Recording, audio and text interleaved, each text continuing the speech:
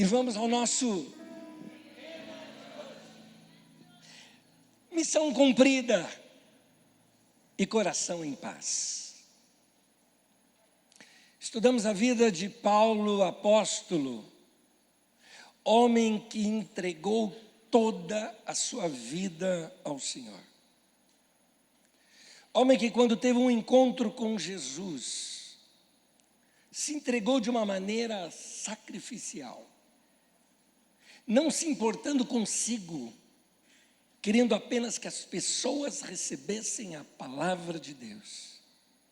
Era um homem que tinha visão do eterno, que sabia que o que é eterno é muito mais valioso do que aquilo que para nós é físico, é muito mais real. Veja bem, no princípio criou Deus os céus e a terra. Isso significa que o que é espiritual criou o que é natural. Portanto, o que é espiritual é muito mais real do que aquilo que podemos tocar, sentir, ver, ouvir, perceber. É muito mais real. Paulo sabia disso. Por isso ele sabia que os sofrimentos do tempo presente não eram para ser comparados à glória que para nós está reservada em Cristo Jesus. Por isso ele se entregou na vida sem medo da morte. Eu fico imaginando essa última carta, quando imagine Paulo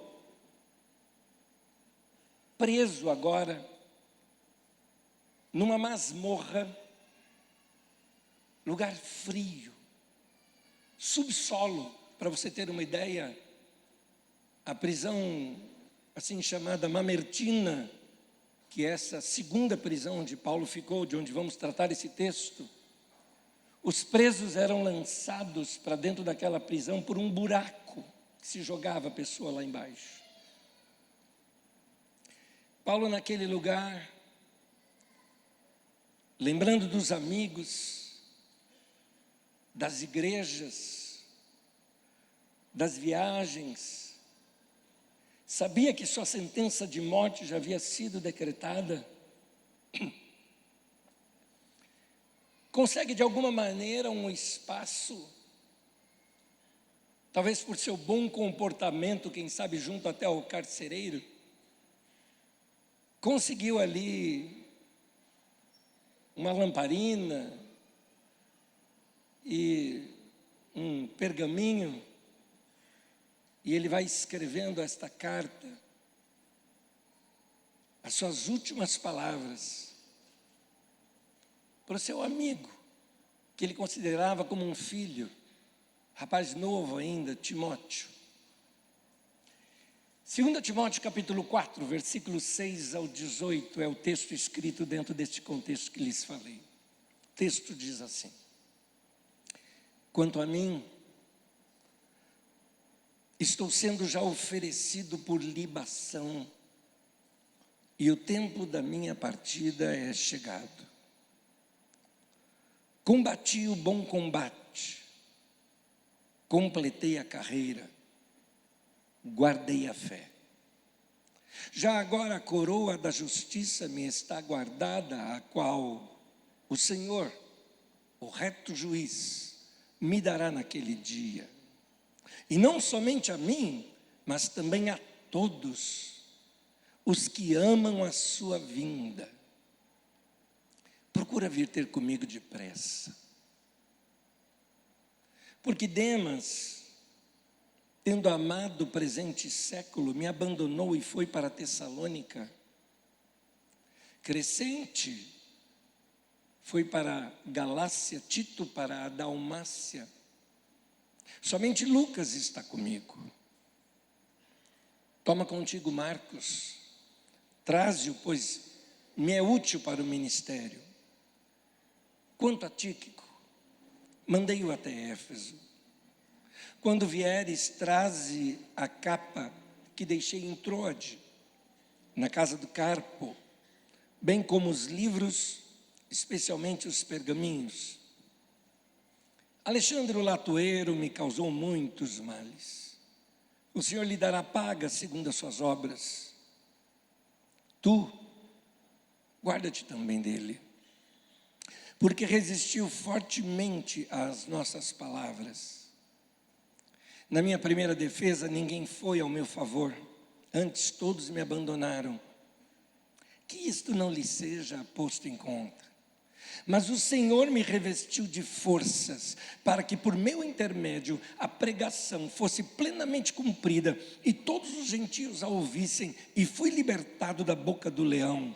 O Senhor me livrará também de toda obra maligna, e me levará a salvo para o seu reino celestial. A Ele, glória pelos séculos dos séculos. Amém. Palavra do Senhor.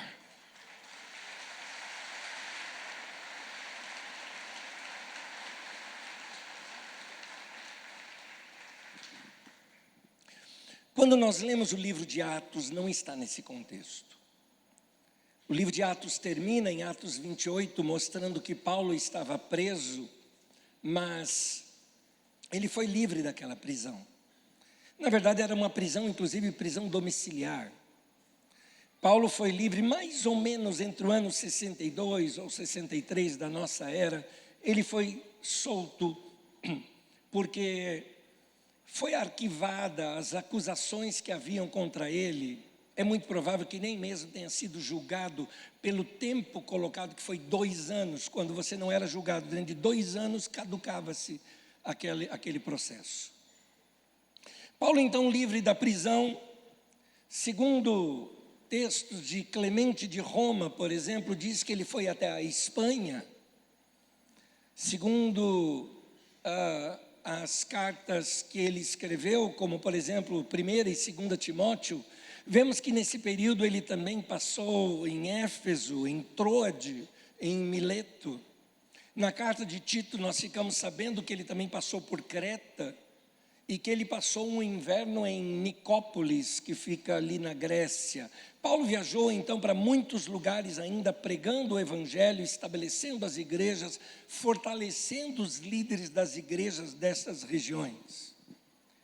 Mas algo acontece no ano de 64 que muda bastante a história. Dia 17 de julho de 64, ano 64. No ano 64 da nossa era, Roma é incendiada. Para você ter uma ideia, Roma, capital do império, a maior cidade do mundo conhecido daquela época, a primeira cidade da história da humanidade a atingir 1 milhão de pessoas, o que era muito grande para os padrões daquela época. Roma é incendiada, e quando nós hoje lemos alguns historiadores da época que escreveram sobre isso, como Teutônio, como Suetônio, como Tácito, como Cássio, eles falam acerca de como foi esse incêndio. De 14 bairros grandes ou distritos que haviam em Roma, 10 foram incendiados. 4 deles completamente destruídos. 4 apenas não pegaram fogo, nada aconteceu com esses 4. Suetônio e Cássio acusam Nero, porque Nero queria ampliar o seu palácio. Havia um lugar que ele queria tirar as casas dali, ampliar o seu palácio, e por, entre aspas, coincidência, foi onde se iniciou o incêndio. Embora Tácito diz que Nero não estava na cidade quando Roma foi incendiado, é muito provável que isso tudo fazia parte do plano dele não ser o culpado. Ele era o imperador, ele tinha muito bem quem ele pudesse mandar para incendiar a cidade. Ele não queria incendiar a cidade, ele queria incendiar aquele bairro, para depois reconstruí-lo. Se você estudar a história de Nero, vai ver, por exemplo, que ele era um homem que apreciava a questão urbana, da arquitetura urbana. E ele achava Roma feia e queria fazer ruas mais largas e novas construções. O incêndio segundo Cássio, por exemplo, um historiador, foi feito por Nero. Mas Nero, retornando da sua viagem, resolveu usar esse momento trágico como um ato populista. Normal dos políticos fazerem isso. Nero, então, começa a trazer as pessoas desabrigadas para dentro do próprio palácio. Ele mesmo vai socorrer pessoas e coisas desse tipo. Com tudo isso, Nero acabou se tornando um homem querido do povo. Em Roma, Nero era idolatrado. Eu digo isso literalmente, eles adoravam a Nero. Nero era populista, é o tal pão e circo para o povo. Fazia muitas festas e com isso juntava-se o povo. E agora, nesse momento do incêndio, todo mundo via como se ele fosse um homem muito humano. As ideias de que Nero era tão populista, elas foram tão fortes na mentalidade do povo, que depois que Nero morreu, ele mesmo se matou, os romanos acreditavam que ele reapareceria. É chamado de Nero redivivo. Isso é representado no texto de Apocalipse. No texto de Apocalipse de João, que é um texto para consolar uma igreja que está sendo perseguida agora debaixo de um outro imperador, anos mais tarde, 40 anos ou quase 50 anos depois de Nero, João mostra duas bestas, dois monstros que surgem.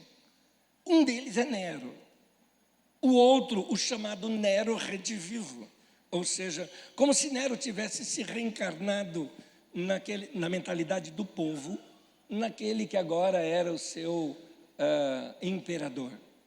Então, Nero se aproveita desse momento para ampliar seu populismo. Acontece que Roma não é só um imperador, Roma tinha algo muito forte chamado Senado. Muitos senadores não engoliam isso. Muitos também tinham muita influência sobre o povo. E, obviamente, as notícias correm. Senadores começam a dizer que Nero tinha provocado o incêndio. Desconfiavam da sutileza dele, em que exatamente o lugar onde ele queria fazer a sua construção, agora queimou. E ele teria que reconstruir. Tanto que reconstruiu a chamada Casa Dourada, exatamente no lugar onde teve um incêndio. E ele reconstrói depois a cidade. Começaram então a acusar a Nero de ter provocado o incêndio. O que ele faz? Ele procura um álibi. Dentre os bairros ou distritos que não haviam sido queimados, um deles era distritos onde moravam os cristãos. Nero então acusa os cristãos de terem colocado fogo em Roma. Como ele era um homem muito popular, o que acontece? Uma perseguição ferrenha vem sobre os cristãos. Cristãos eram mortos incendiados. Cristãos eram mortos crucificados. Alguns historiadores chegam a dizer que faltou madeira para tantas crucificações. Alguns cristãos eram mortos nas arenas, diante de feras. Isso não aconteceu somente com Nero, mas outros imperadores também fizeram isso. As pessoas acusavam cristãos em todo o império, e os cristãos precisavam, nesse tempo, como que fugir de tudo isso. Nesse período, Paulo estava na Ásia Menor. Ásia Menor, a região oeste do que conhecemos hoje como Turquia, região onde ficava Éfeso, por exemplo. Provavelmente Paulo estava em Troade, ali muito perto, na casa de Carpo, quando Alexandre, um ferreiro ou latoeiro, ferreiro lida com ferro, latoeiro lida com bronze, este homem denuncia Paulo para Roma e denuncia para Roma a localização de Paulo. Paulo é preso sem ter chance sequer de levar os seus pertences. Tanto que você leu aqui na carta que ele escreve: quando você vier, traga a minha roupa que eu deixei na casa do Carpo, né? Minha capa. Em outras palavras, aqui faz muito frio. Traz a minha capa para eu me cobrir aqui. Mas traga também meus livros e meus pergaminhos. Eu acho demais isso em Paulo. Um homem que sabia que ia morrer, ainda assim queria estudar um pouco mais as Escrituras. Paulo foi preso como se ele fosse o líder dos incendiários de Roma. Um criminoso.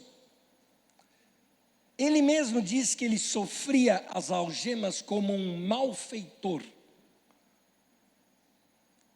Versículo 8 e 9 de 2 Timóteo capítulo 2, diz assim: lembra-te de Jesus Cristo, ressuscitado entre os mortos, descendente de Davi segundo o meu evangelho, pelo qual, por Jesus, por Ele, estou sofrendo até algemas como malfeitor. Contudo, a palavra de Deus não está algemada. Paulo teve a sua honra e reputação maculada. Passaram a falar mal de Paulo agora. As pessoas nas ruas talvez falassem assim: lembra daquele pregador? Assim, o Paulo? Está preso. Boa gente não é não. Roma prendeu e vai matar.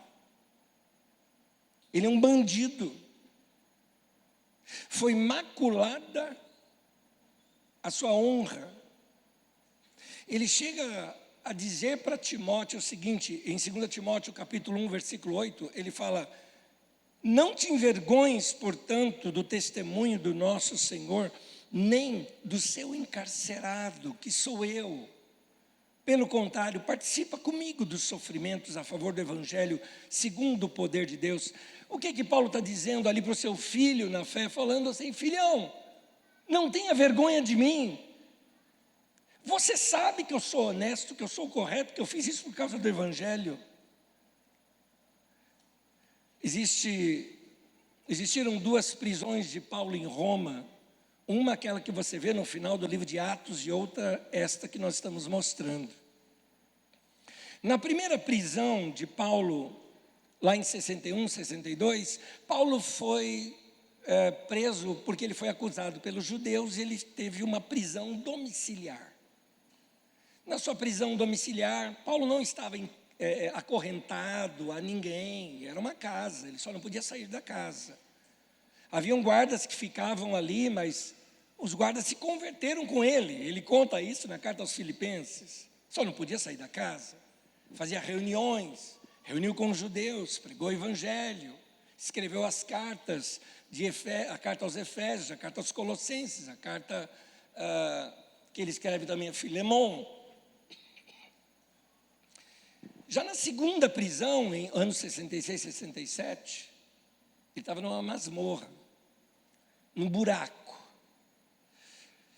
E ali ele estava como criminoso, como malfeitor. Na primeira foram os judeus que o acusaram. Na segunda, ele foi perseguido pela máquina do Império Romano.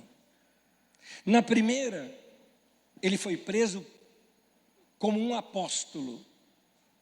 Na segunda, ele foi preso como um bandido, como líder de uma seita que incendiou Roma. Na primeira carta, ele orou para sair. Inclusive, ele pede para a igreja, lá na carta aos Filipenses, que ore para que ele fosse livre. Na segunda, ele já sabia que ele iria morrer ali. Nesse tempo, Paulo passa por um abandono. Você vê isso no texto que lemos, em 2 Timóteo 4,16, ele fala assim: na minha primeira defesa, ninguém foi ao meu favor, antes todos me abandonaram. Ninguém defendeu Paulo. Paulo talvez não soubesse o clima de medo que havia se esparramado pelo Império Romano, em todo o Império. Então ninguém queria ter o seu nome associado ao de Paulo. Como é que eu vou defender Paulo? Se eu for defender Paulo, eu me declaro cristão. Se eu sou cristão, eu também vou ser morto. Então ninguém compareceu no tribunal romano como testemunha de defesa de Paulo. Paulo chega a citar um tal de Demas, que o abandonou. Para você ter uma ideia, este Demas era tão próximo de Paulo que ele assina juntamente com Paulo a carta aos Colossenses e a carta a Filemon. Demas estava com Paulo o tempo todo, era um membro da equipe de Paulo ali. Mas o texto fala que Demas amou mais o mundo do que a Cristo. Eu não sei se Demas foi subornado, eu não sei se Demas foi talvez alguém que cedeu naquele momento em que se dava uma oportunidade para a pessoa, nega Jesus ou vai ser preso e morto. E ele falou, eu nego. É por isso que Paulo diz, ele amou mais o mundo e abandonou. Paulo cita as traições de Alexandre, o latoeiro, mas é interessante que fala que ele resistia às palavras de Paulo, ou seja, à pregação de Paulo, o que dá a entender que Alexandre era alguém de dentro da igreja. Esse cara que era de dentro da igreja e que tinha inveja de Paulo, que torcia pelo fracasso de Paulo, quando surge a perseguição, ele acusa e condena Paulo diante dos romanos. Mas eu acho uma coisa interessante em Paulo.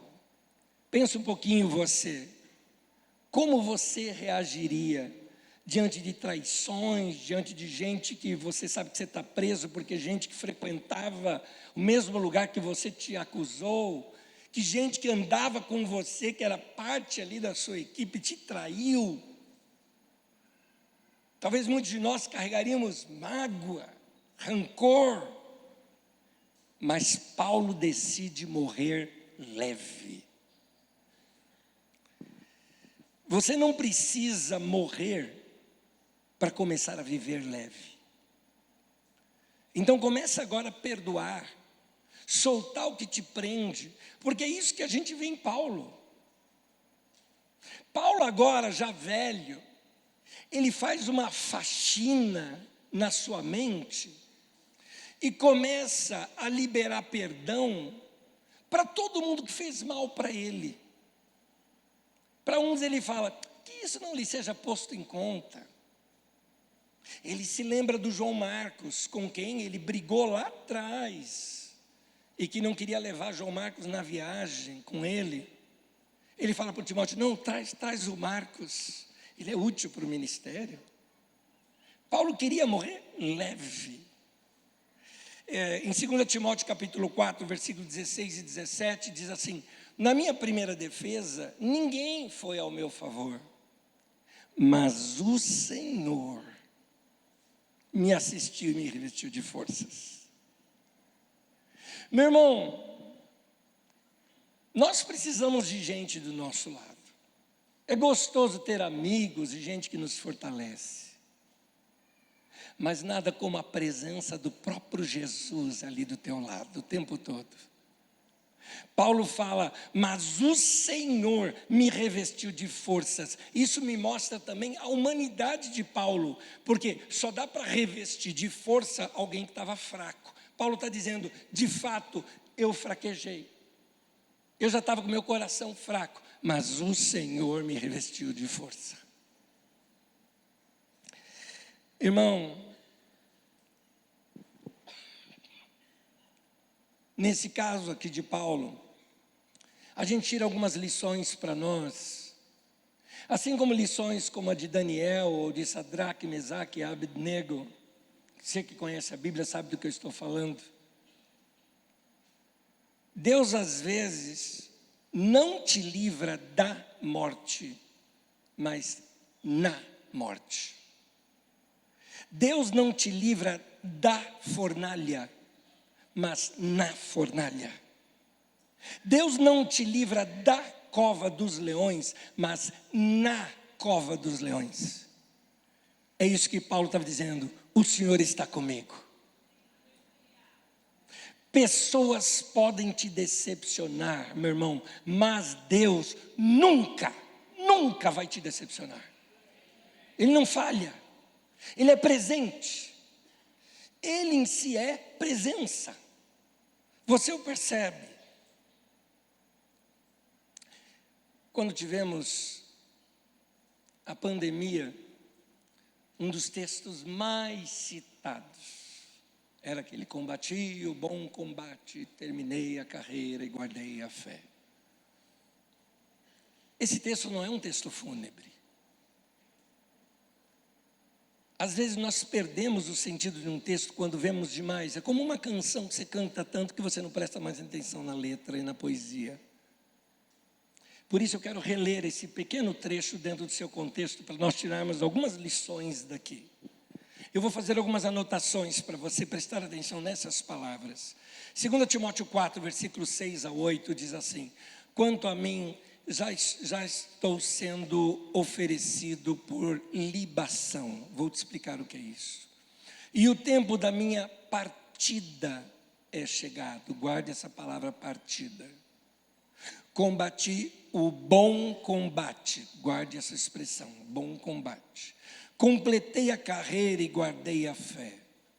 Agora, a coroa da justiça, guarde isto também, me está guardada, a qual o Senhor, o reto juiz, guarde isso também, me dará naquele dia, e não somente a mim, mas também a todos quanto amam a sua vinda. Libação, a primeira palavra que aparece ali em cima, um pouco estranha para nós. Se tratava de um dos sacrifícios feitos. Libação era última parte do sacrifício. Depois que o sacerdote fazia todo aquele sacrifício e tudo mais, e queimava ali as gorduras, o povo ficava do lado de fora, aguardando que subisse uma fumaça. Essa fumaça era sinal de que o sacrifício foi feito. Portanto, o sangue foi derramado, o perdão dos pecados está estendido para todos, e todos poderiam orar. É como você vê, por exemplo, naquela parábola que Jesus conta, do publicano e um pecador que foram ao templo para a hora da oração. Eles foram aguardando, quando subia então aquela fumaça, era o momento de se orar. Pois bem, aquela fumaça subia porque no final do sacrifício se derramava sobre aquele braseiro, se derramava vinho e azeite. E água muitas vezes, mas normalmente vinho e azeite. Se derramava para apagar aquele fogo. Mas tudo isso era simbolismo. Então, quando isso era derramado, esta oferta de vinho e de azeite era chamada oferta de libação. Paulo está dizendo assim: a minha morte não é morte, não é fim. Minha morte é o último sacrifício que eu estou fazendo para Deus. Este último ato.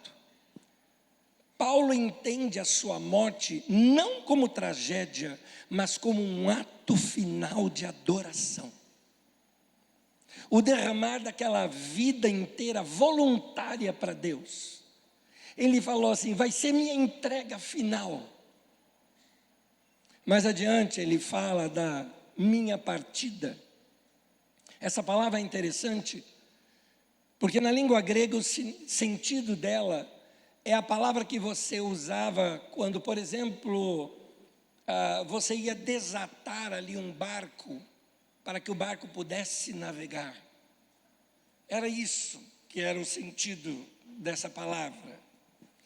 Paulo está dizendo: eu não estou sendo afundado, eu estou indo para casa. Eu estou indo para outros mares. Partida também tem o sentido de tirar o fardo das costas, descansar as fadigas, alívio de bagagem. Ou até mesmo quando um soldado está no campo e ele vai desarmar as tendas e voltar para casa, é essa palavra que é usada. Então, quando Paulo usa essa palavra, todos entenderam Paulo está dizendo, eu estou voltando para casa. Eu estou indo para os braços do meu pai. Eu era um pré-adolescente quando a minha bisavó partiu para o Senhor. Mãe da minha avó que me criou. 98 anos de idade. Me lembro até hoje quando ela teve uma crise aos 92 e todo mundo foi visitá-la achando que ela ia morrer e ela falava assim para todo mundo, se você veio para despedir de mim, tira o cavalinho da chuva, não vou morrer não. E ela tinha uma convicção que não ia morrer. E ela dizia o porquê, ela falou, eu descobri meu ministério aos 92 anos de idade. E uma das coisas que ela alegou como ministério é que ela iria agora ser uma intercessora pela família. E uma das coisas que ela ia pedir para Deus é que Deus levantasse um homem de Deus na família. O homem de Deus é uma expressão usada nos meus familiares que todo mundo entende como sendo pastor. Embora nós somos eu já sou quarta ou quinta ou sexta geração de crentes na família, não tínhamos nenhum pastor. Quando ela tinha 98 anos de idade, ela teve um sonho. E nesse sonho havia um rio e ela até falou, eu era uma menininha novinha do outro lado, do lado de cá. Do lado de lá aparece um anjo. E esse anjo diz assim para mim, prepara-te Israel para encontrares com teu Deus. Texto do profeta Oséias. E falou para ela, em 10 dias eu vou vir te buscar. Do 9º para o 10º dia, ela dormiu e não acordou. Mas ela estava feliz, mandou chamar a família toda. Quando eu fui, ela me chamou de canto. Ela falou, lembra quando eu falei que eu ia orar por um homem de Deus na família? Vai ser você. Naquele tempo eu tocava numa banda de rock. Eu era organista da igreja, eu tocava na banda no sábado, domingo de manhãzinha eu estava lá tocando o órgão da igreja. Nada de errado com aquela banda de rock, gente. Gente boa, todo mundo lá. Tudo bem que era tudo maconheiro, só eu que não. Mas nunca peguei em droga na minha vida. Mas eu me lembro daquele momento de conversa com ela. Ela parava de conversar e daqui a pouco ela virava assim e falava, eu vou ver Jesus. Daqui a pouco ela parava de conversar e voltava, eu vou para o céu. Ela estava numa ansiedade. As coisas eternas têm que ser mais reais para nós do que qualquer coisa que você possa tocar, ver. O céu é uma realidade para nós. Paulo estava dizendo da sua partida, eu vou desatar aqui esses laços e vou navegar. Eu vou para a casa do Pai. Ele continua no texto, dizendo, eu combati o bom combate. Nota a expressão, bom combate. Meu irmão, fica aqui um conselho já para você, suas lutas têm que ser mais seletivas. Você não tem tempo para desperdiçar com qualquer luta. Combata o bom combate. Não é qualquer luta, não. Você precisa saber aquela que você precisa entrar. Quando a gente é jovem, a gente entra em qualquer briga, qualquer discussão. A gente quer ganhar tudo. Quando você fica mais velho, a gente deixa passar umas coisas, porque a gente sabe que não vale a pena. Ressoa para nós aquela frase, você quer estar certo ou quer ter paz?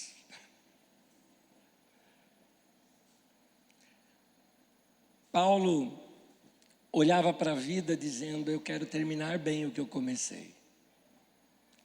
Por isso, meu irmão, não basta só começar bem, é preciso também terminar bem. E Paulo está querendo terminar a sua carreira leve. Ele está dizendo, eu nunca me vendi, eu nunca comprometi a minha consciência. E ele ainda fala o seguinte, mas você vai ser julgado por Roma, ou foi julgado por Roma. Ele falou, não, o Senhor que é o reto juiz, Ele vai me dar uma coroa. Nós entendemos coroa hoje como rei, alguma coisa assim, não é.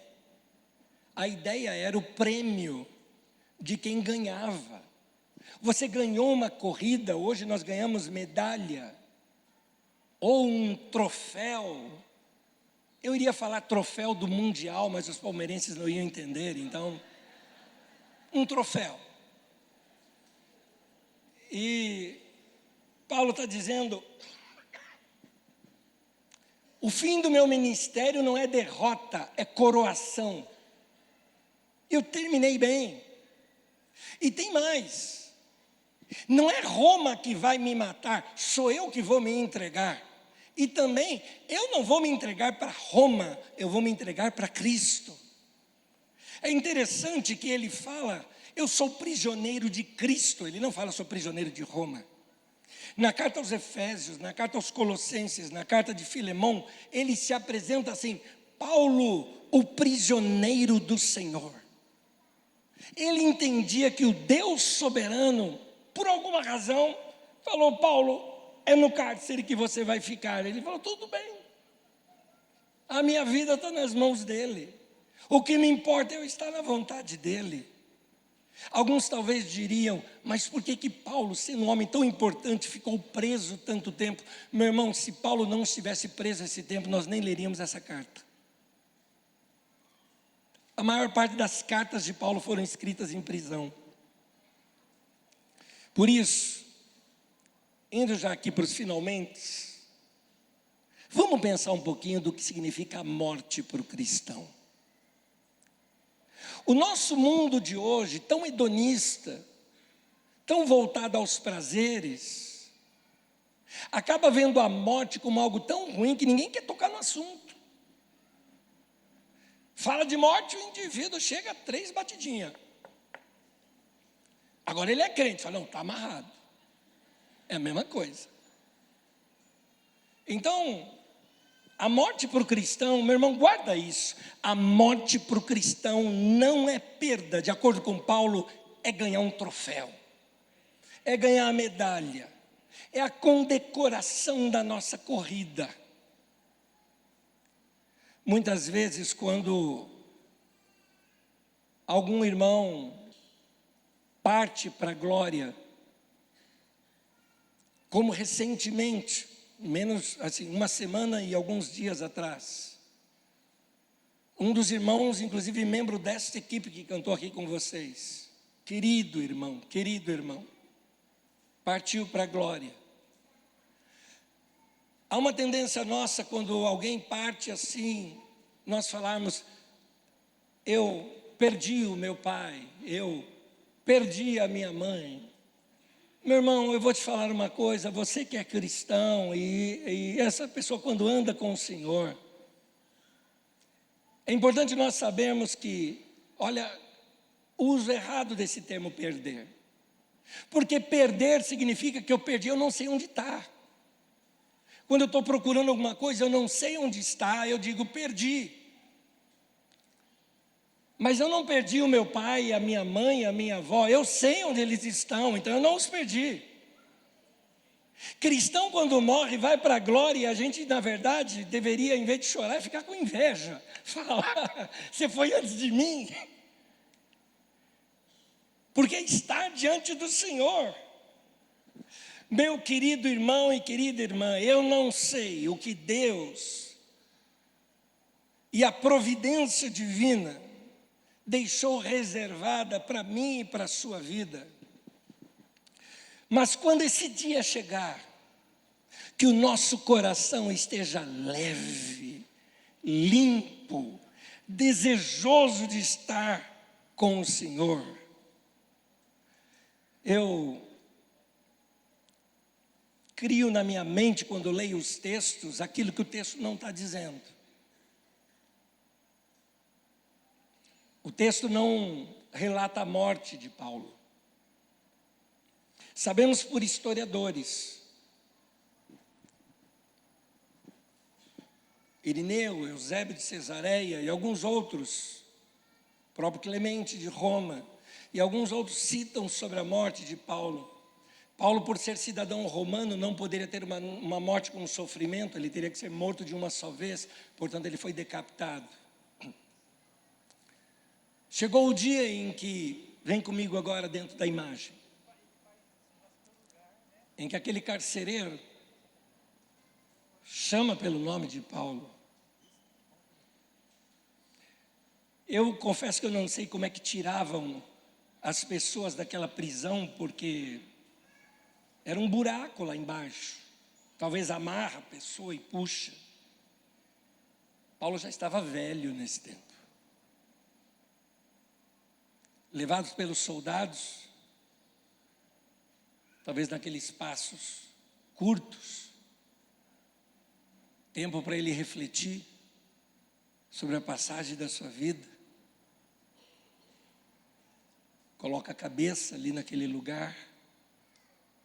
E como era costume, o algoz perguntava: você quer dizer suas últimas palavras? Eu acredito que Paulo tenha dito sim. Para mim, as últimas palavras de Paulo são estas retratadas no versículo 18. 2 Timóteo 4,18, eu quero que você leia juntamente comigo. Vamos ler juntos. A Ele, glória pelos séculos dos séculos. Amém.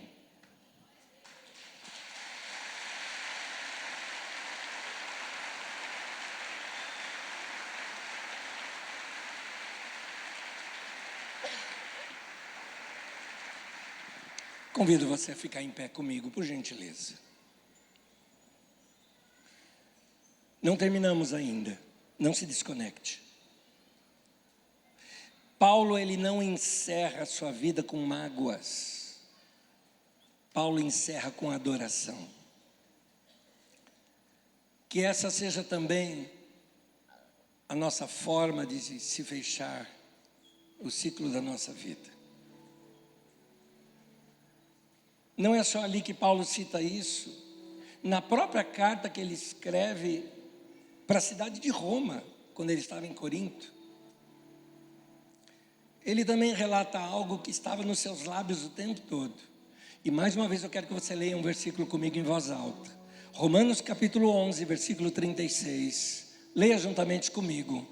Porque dele, por meio dele e para ele são todas as coisas. A ele, pois, a glória eternamente. Amém.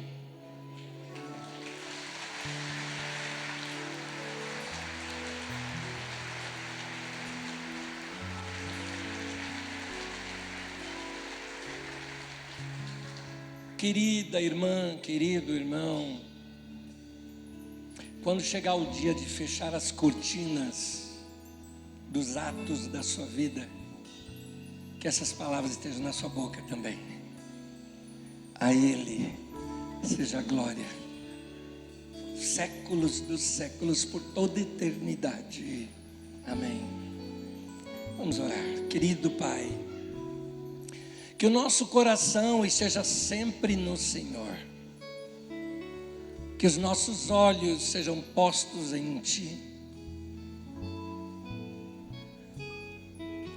Todo o brilho deste mundo, as alegrias passageiras, elas ficam ofuscadas diante do Senhor. A glória desta terra nada é.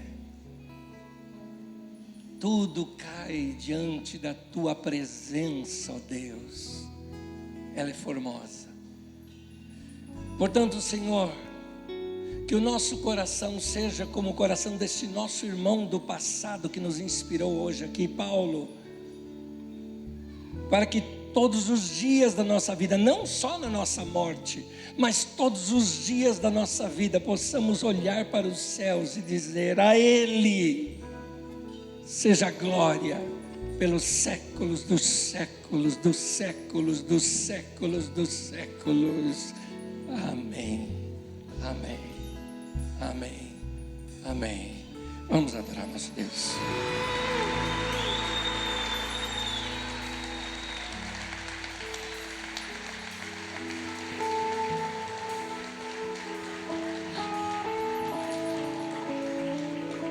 No texto que nós lemos em 2 Timóteo 4, no versículo 8,